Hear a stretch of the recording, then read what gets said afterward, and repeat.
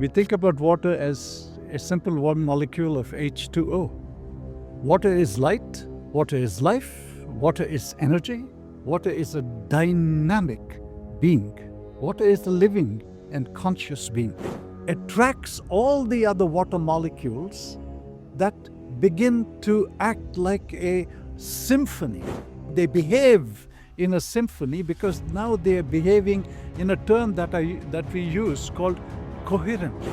This glass, if it is water that we've taken, we all have today water filters and various other processing before we even take it into our mouth. They all have water molecules, they all have H2O molecules. But there isn't a grid structure in them. These are like exhausted.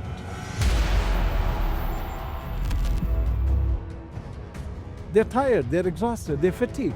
The word trauma, when you use the word trauma of water, which to me is a very appropriate term, you've got soft, silky water. So the cell is naturally rejoicing from its earlier domain, like it's what's the function of a cell? What's the function of the mitochondria ultimately? Is to generate light, which is known as ATP, adenosine tensine phosphate. Right? So that's essentially sunlight in a cell. So you got 40 trillion of them. And these guys are now receiving Jiva cured water.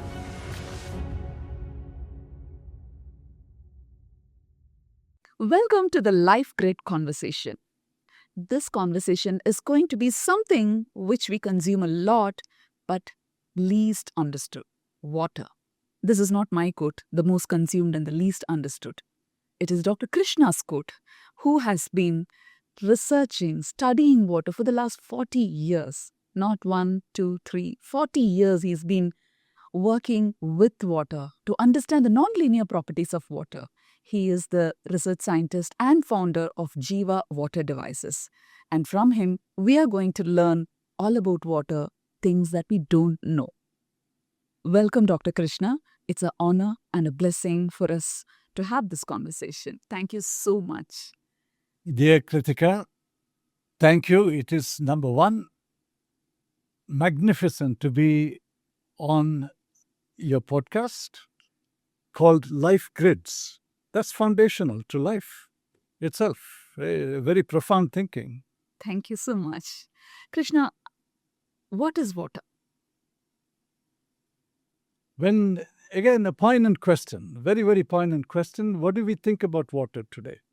We think about water as a simple one molecule of H2O. Water is light, water is life, water is energy, water is a dynamic being. Water is a living and conscious being. Now, you never heard that before. We have heard as quotes, water is life is a quote, but what we have learned in schools and what we have heard always is water quenches your thirst, water has 3 phases, and you should drink water with a good pH and TDS. That's all we knew. And you are saying that Jiva Water Devices, that pH and TDS is something that is there. What have we missed in water? What have we misunderstood? And what we need to learn? The last statement that I shared, water, a living and conscious being. Mm-hmm. Yes. Right? Which has the properties of H2O. Mm. Except, where is the living and conscious being today? So you ask the big question, what have we studied about water? All we know about water are these physical properties that we know. Yes. So, large picture. We see a waterfall, we love the waterfall. Yes. Right? We go along a lovely little stream and we hear the dance of the water in the stream and we love it. Right? That's all. As simple as that. This water is nourished with light of the sun, the light that filters from the trees in the forest, gets the air, gets the ground, gets the rocks and the beautiful crystals that are also there in the various forms of rocks. What have we done to that beautiful water that was once flowing in all these areas today? We've taken it, compartmentalized it into huge storage tanks we call water treatment facilities, Yes. so that city dwellers across the world can be provided a safe, portable, and also drinking water. True. Yes. Right? What have we completely taken away from here? What we've taken away is that life energy of the water. Is there something called life energy in water? Now, even for that question, I know you are intending this question for a large bandwidth of neurophysiologies of life. Yes, I'm representing a community. These are the questions people have because we think we know water if it is clean and pure. I don't know how to explain what are we missing. Like you said, it's potable, it's drinking, it's worthy to drink, and we're all doing okay. What am I missing? And what is this life energy in water? The simple thought, to understand life, we need to know that energy drives life. And what is energy? It's a frequency and vibration. Okay. It's a continuous frequency and vibration. Now, this is a statement not from Krishna, but it is what dear Einstein began to come to terms with as he got deeper and deeper to what led to his EMC squared. And so did Nikola Tesla, too, another great inventor. So, energy drives life. But we have not been taught in that direction because we have stayed within the chemistry of water and the biology of water. Yes. And hence we have been literally domained inside pH, TDS, right? The various contaminants in the water, etc. And that has become the benchmark of our understanding. How Now, else to see the water then? so, all this is about life, and life is about energy, Okay. and it's about the quality of life, not just simply living energetically. When I say living energetically, even everybody has energy, but are we really fully utilizing it? So, simply put, you take a battery, right? Okay. Take a battery, and we are ultimately a battery. we get fully charged, and then we can keep going down, and then we say, oh, I need something, I'll drink water, and I drink water. So we drink water, and we keep drinking water. That energy may go up a little bit, but we push ourselves, and we push ourselves. Why? Because that cycle that we've created in our lives today, we have to keep going. So there's a wonderful commercial in the US called the Energizer battery. Okay. Right? And so I look at that commercial, and the Energizer battery reminds me of the city dwellers of life, where one day you're up, another day you're down, and it keeps fluctuating. And the more these fluctuations keep occurring, it ultimately has an impact on your system. So we have steered away from recognizing that water is life, water is energy. And what we are taking in, if there is brightness in the liquid that we are drinking, which comes back to the H2O molecule, Okay. but it goes deeper than the H2O molecule, because now I'll go a little deeper in here. And I'll talk about what I have personally got to observe through our research, both from looking at the electron configurations inside complex systems, molecular systems of water, to what we have found through looking at the molecular behavior of water through instruments like Fourier transform, infrared spectroscopy, nuclear magnetic resonance, where we look at the behavior of the water molecule. So, and this is very playful, Very, very playful. Because you got two hydrogen atoms Yes. and you got an oxygen atom. Yes. And there's two legs that connect them, Yes. Yes. right? These two legs that connect them. Now, this leg that connects the hydrogen atom to the oxygen is in terms of, there's a measurement called angstrom, Okay. Okay. right? It's a capital A with like a little dot, a zero on the top, tiny little zero. That's an angstrom. Okay. So that's roughly in the range of anywhere from 1.7 to sometimes 2.0 angstrom. Okay. So when you asked me the question about the founder of Jiva Water Device and the science behind the science guy, so when the water passes through our device, that same water with an angstrom of between 1.7 and 2.0, when it comes out on the other end, that leg between the hydrogen atom and the oxygen atom condenses. So when it condenses by like 0.2 of an angstrom, so if it's 1.7, it goes down to 1.5 to 1.4 angstrom. Okay. Now, mind you, you and I can't see this. Okay. Right? You and I can't. This is micro, and nano. Okay. Right? So it's very tiny. But that little condensation gives this molecule a power punch. It's like this little guy, this little molecule, has become a robust, energetic little being. Okay. Okay. Okay.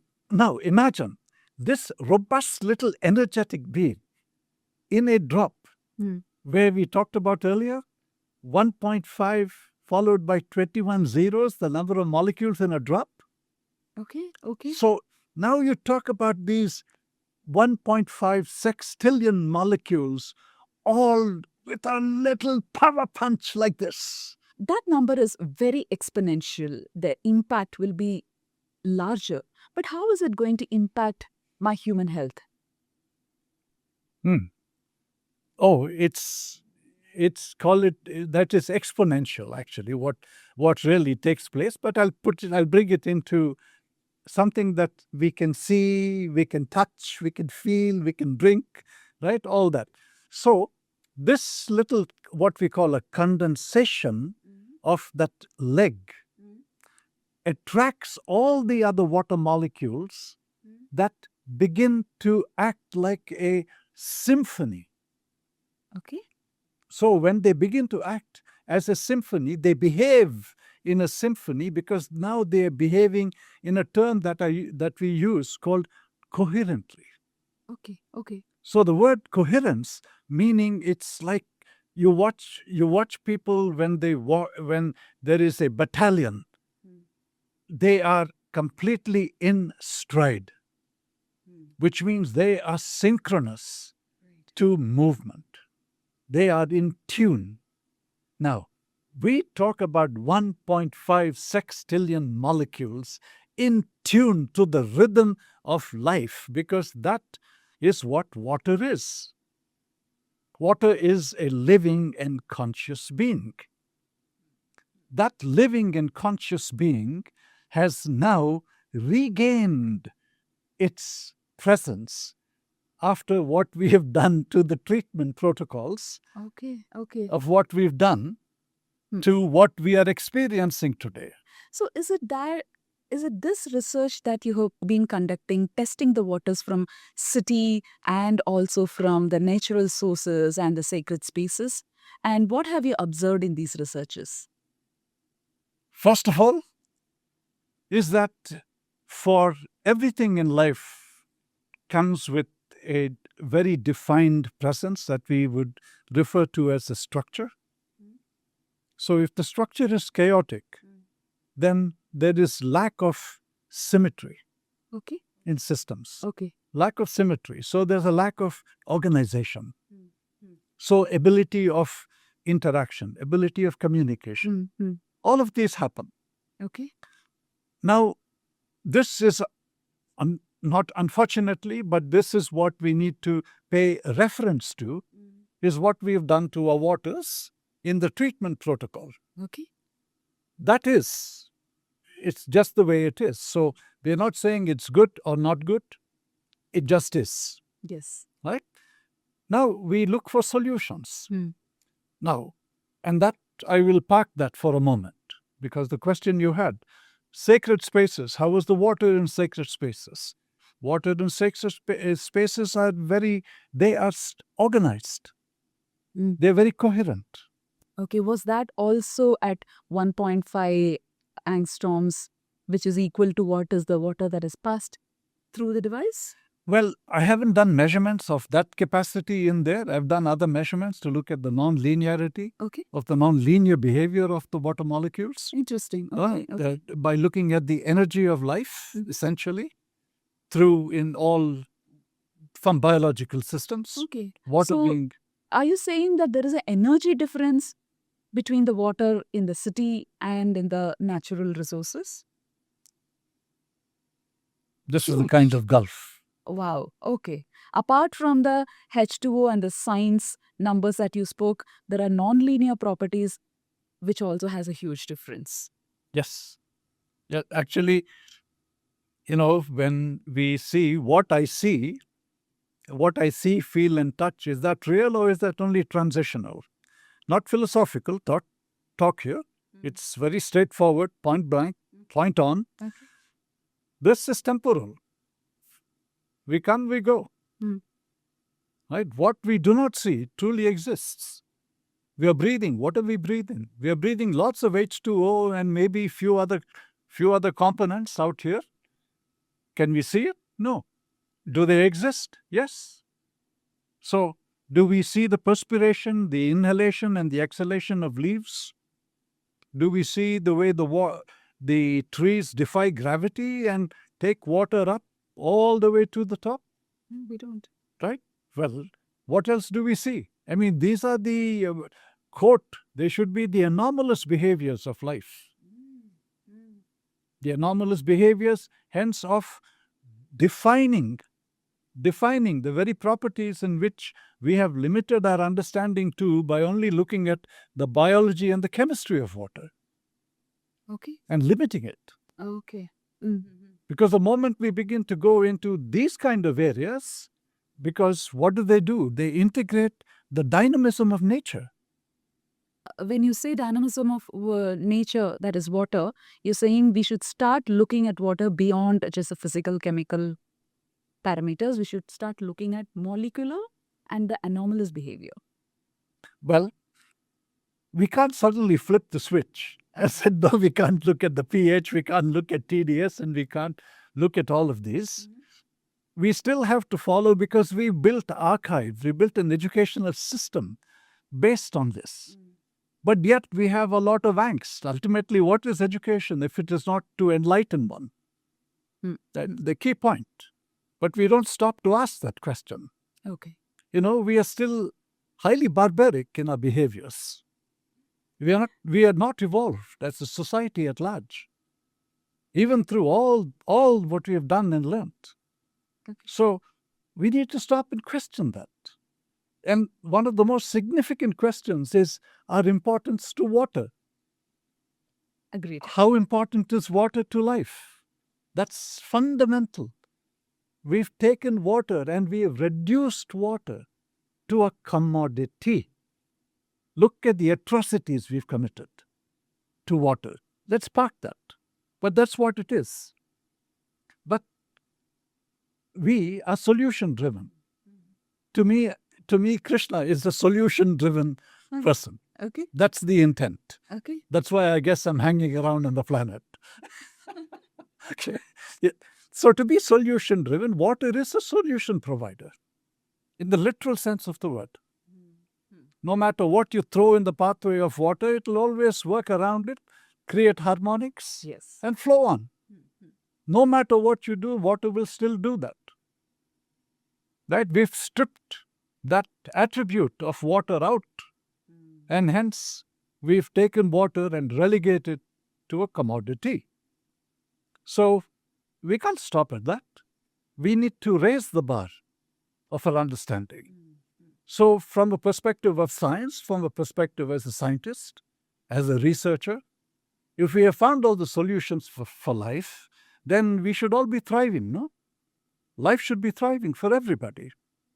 So that big question led me to this arena to say, what can we accomplish by what we already exist here, and what can we do to bring forth a revival that can enhance nature so that life can thrive, which means all of us cellular beings can thrive. Not only the human, our pets, the animals, then all of nature, the food we eat, the soil that grows our food, or the water that grows our food. So every aspect of life should flourish, should it not? So that led me to the next level of investigation, is how do I integrate the principles that underlie in nature? And this is where principles like quantum electrodynamics comes into play. Okay. Because I see things not from just a physical world. I see things understanding that we live in a quantum electrodynamic universe. It's vibrant. It's alive. We don't see it, but it exists. Right? There's an interesting perspective to see things at quantum level. Now, we have also understood a couple of researchers from Dr. Masaru Emoto that water carries energy, memories. How much of this is actually impacting practical life? And do water hold memory and information? So my first statement, right when we began, water, a living and conscious being. Let's not even take that away from our system. Okay.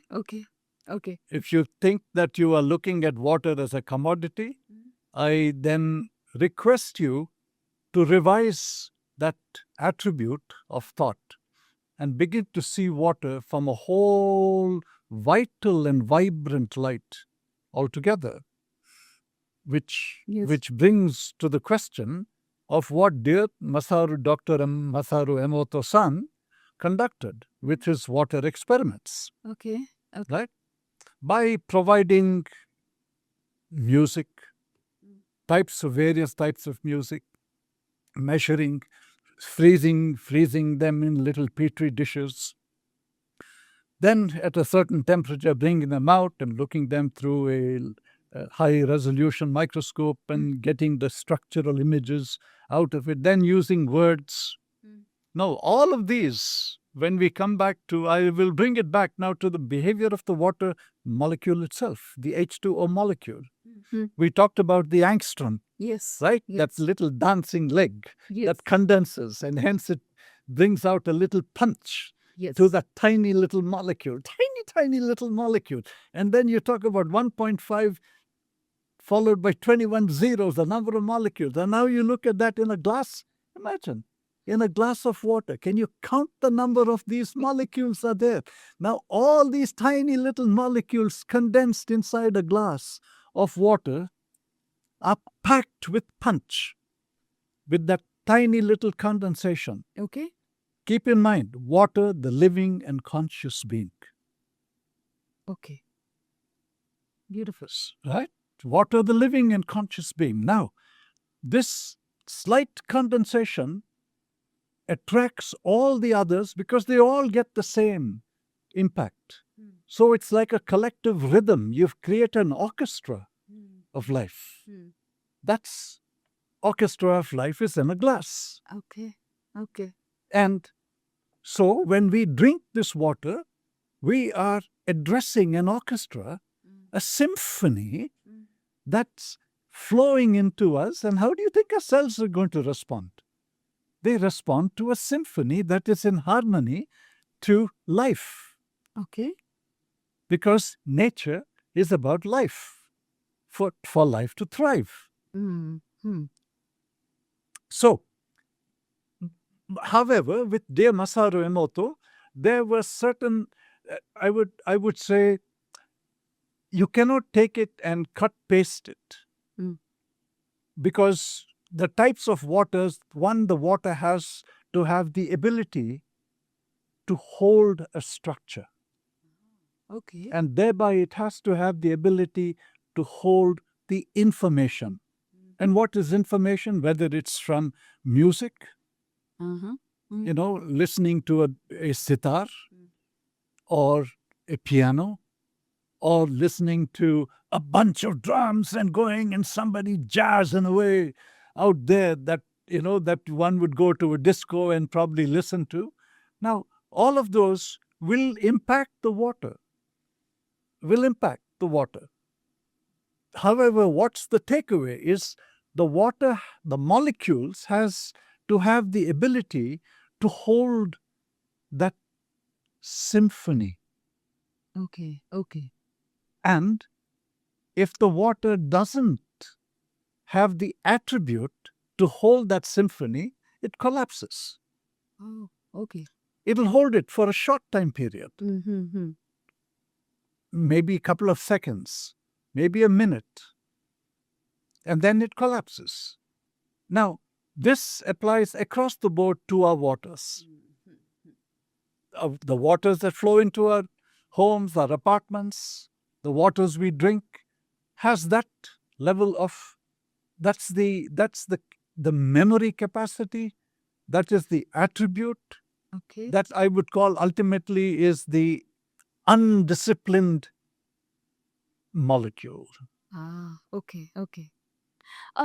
What's the difference between the water, the normal clean water that we drink, and the water that is passed through the device? One, we realize the Einstorm and it's a power punch. How is it impacting at a cellular level?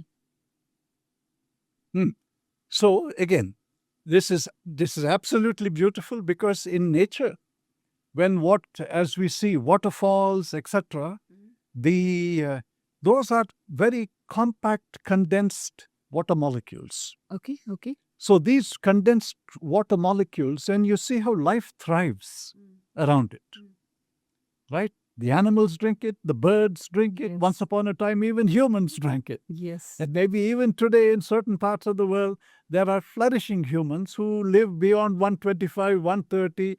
I think there was a film that was done called The Blue Zone, Yes. Yes. right? The Blue Zone. But I don't think they paid too much attention to water at that time.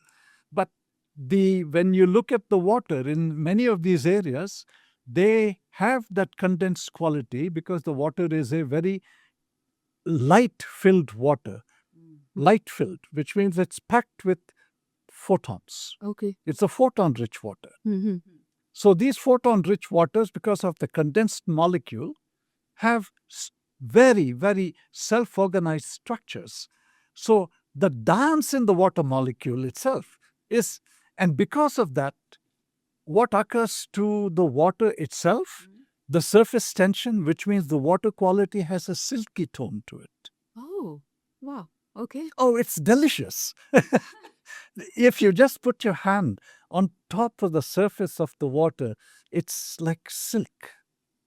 Okay. Oh, it's elegant, Nice. totally elegant. So that it has a silky tone in the water. That's number one. Okay.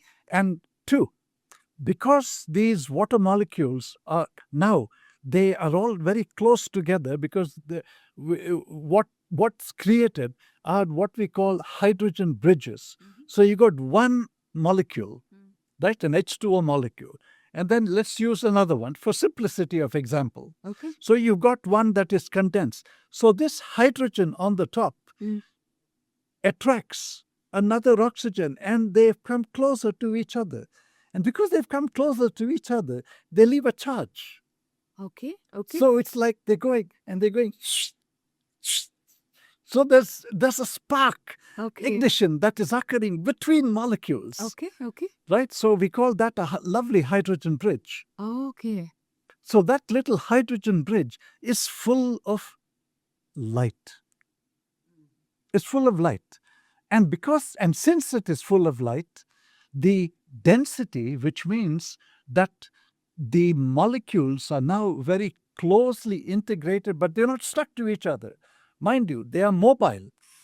Got it. They come together, they dance, they play, and they move on. Somebody else comes in, but they maintain what we also call a grid, Okay. like a grid structure. Okay.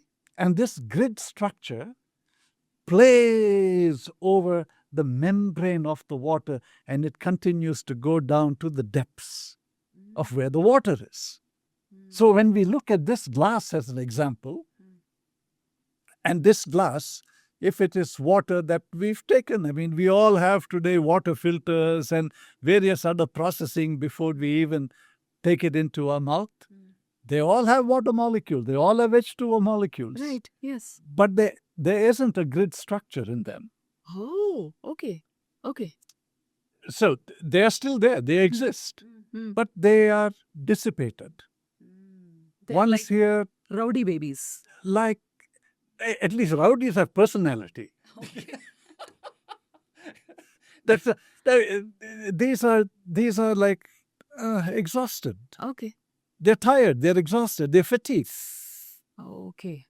The word trauma. When you use the word trauma of water, which to me is a very appropriate term, because there's no point in mincing words to make it sound sweet and nice. So the clean water, the normal water that we are today drinking after the purifier, you are calling it a trauma water.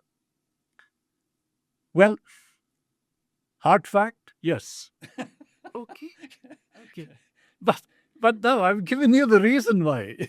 Okay. You know, the water molecule is devoid of, it's devoid. Its vitality is being drained. It still exists, but its vitality is drained.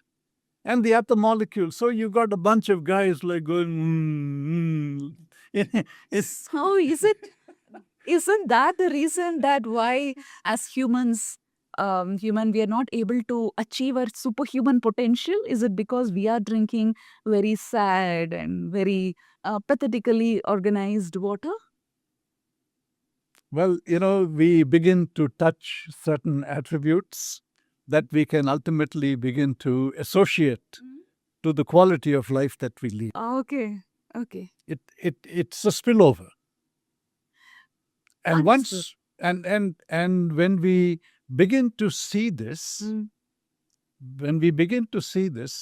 that's when we start kickstarting. So we know what's wrong now. But how did you measure this, all these things, and how did you come to know that this water is a traumatized water and we need to find a solution, which is Jiva Water Devices?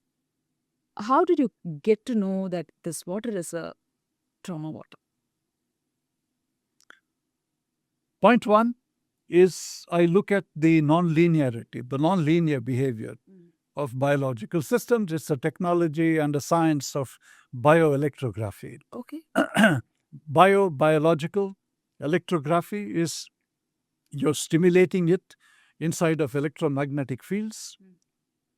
And a highly developed and evolved technology based upon the work of Professor Mandelbrot, who discovered the Mandelbrot set that led to fractal mathematics, fractal geometry, that led to data compression systems, of how the satellites today can compress data of a guy doing a screwdriver in a nuclear facility way down yonder, 40, 50, 60 million miles.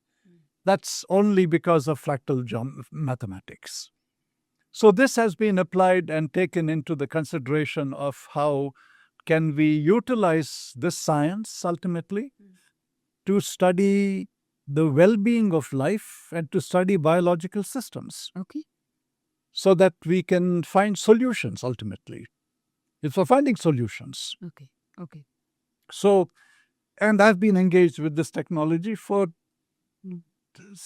Very many years. lots of years. I think at least 3 decades Okay. of time. And what were the parameters? Basically, we come to very clear parameters of the term in thermodynamics that we call entropy. And entropy of living systems. Okay. So the higher the level of entropy, the higher the degree of disorder. The So currents. and we saw that. So we see all these little fatigue molecules. They still want to be alive, but they do not have the ability to revive themselves Okay. because we've taken it away. So I'm able to discern that. Now, I don't see the molecular behavior, but I see an output of a droplet of 1.5 sextillion molecules in a thermodynamic scale Hmm. through entropy and through the level of light that it gives out.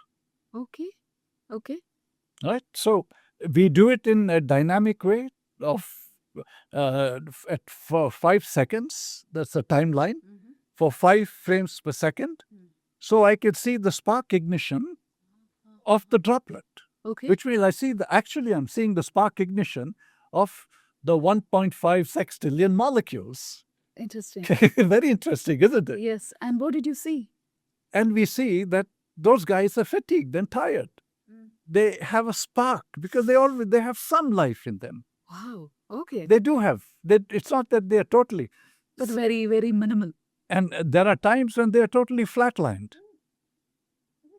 Now it makes sense why you call it a trauma water or a coma water, probably. Mhm. Okay. Okay. And they're flatlined. And then I asked the big question, Hmm. the big question. Here's a situation that we are all faced with. Hmm. How do we find a solution? Yes. Yes. Right? As we are here as solution providers. Hmm. Hmm. So, to me personally, is my alignment with nature. Nature is my teacher. Nature will always continue to be my teacher, as it has done with Leonardo da Vinci and a host of others. Yes. So I look at how does nature flourish? But I look at the ability of how water flows. What happens when you see flowing water? Now you just don't look and say, oh, it's beautiful, oh, it's pretty, oh, it's this, oh, it's that. No. You be still. Because only when you're still, you're able to see. Not with these two eyes, you see with your whole being. So that started to provide insights. And having a very strong engineering background with strong association with the quantum electrodynamic fields in physics and then later plasma physics, begin to observe that there is something known as spin. Okay. Spin is the nature of life itself. Okay. Okay. In everything, there is spin. Spin is the breath that we take is a spin. Right. So spin is life. So if we were to integrate that aspect of spin into a living system, we are beginning to bring these molecules that are fatigued, exhausted, because they have been traumatized over whole periods. Pumped, pressurized, stagnated, bottled, packaged. Yes, all of that. Stored in dark places. That's how the water today. Correct. So this water, when you pass it through this living system, which is inspired by nature, changes the game. So it is like getting a refresher. It suddenly gets a breath of fresh air. And what is that breath of fresh air? I mean, I'm making it sound very simple, but ultimately we have to share it in a simple way of complex, what I would call the elements of complex variables. Okay. Which is what this device is fundamentally. Okay. It is the elements of complex variables because there are multiple parameters of various algorithms of nature. Algorithms of nature. Beautiful. That is integrated in here. Okay. That brings together the spectral range of the electromagnetic field with the QED principles, Okay. which to any part of nature, it says, you are bringing me home. light in the literal sense. I mean, I put myself like a molecule in this glass of water that is depleted, and suddenly I get this surge and this burst having passed through this chamber, and it says, somebody loves me now. Somebody has given me light. I'm feeling like I'm back home. This is what the molecules feel. This is what the molecules are feeling. How does our cells feel Well, after drinking this water? so guess what? That's even better. Okay. That's even better, because the cells rejoice. But how do the cells rejoice? Now we'll get a little bit into the actual process of what goes on inside of the biology. So inside of the biology, there's all the cells have a very fine membrane. And this membrane is through aquaporin. There's a term called aquaporins. And these are beautiful channels by which the levels of hydration to nourish a cell is able to pass through. So if you have this angstrom level we talked about earlier, 1.7 to 2.0 angstrom, that water is the surface tension of the water is high. Oh, okay. So its ability to flow and get accepted into the cell. Mind you, the cell has an innate intelligence. Never forget that at all. Not for a moment. Okay. The first intelligence is in the cell. That's how all of us single-cell beings got started to begin with. So it also has to have the right water. We drink water, but the ability for the hydration capacity is impeded. Okay.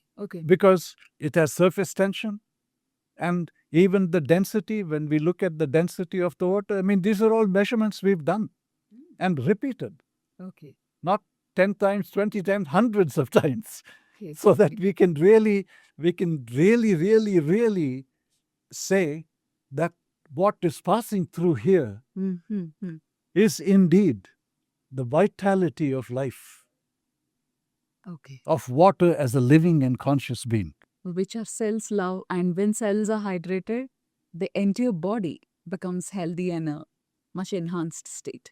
Yes, when the cells are hydrated, and that's what happens. The water flows through the aquaporins. You've got soft, silky water. So the cell is naturally rejoicing from its earlier domain. Like it's what's the function of a cell? What's the function of the mitochondria ultimately? Is to generate light, which is known as ATP, adenosine tensine phosphate. Right? So that's essentially sunlight in a cell. So you got 40 trillion of them.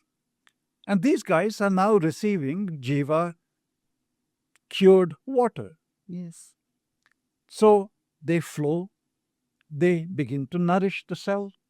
Now the engine of the cell begins to activate. But when it activates, it does it with the least amount of effort. So what is it doing? It is boosting your energy resource. Got it. It's the resource that is being improved. So as that resource gets improved, then the functioning of all the organs that are attributed to this biological system begin to function more efficiently than where they were, till it reaches a point where they begin to create what we would call unconscious competence. Okay. From unconscious incompetence To conscious.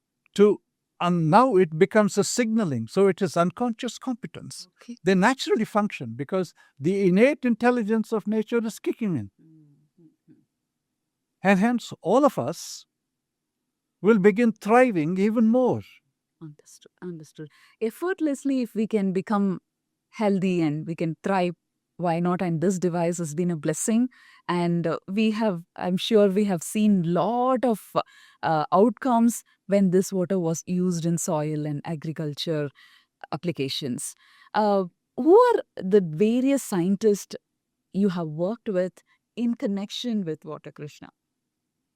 Oh, the those I've worked with was one is Emilio Del Guidici. Okay. Emilio Del Guidici is a physicist, a plasma physicist who he is now transitioned. He used to live in Milan. Okay.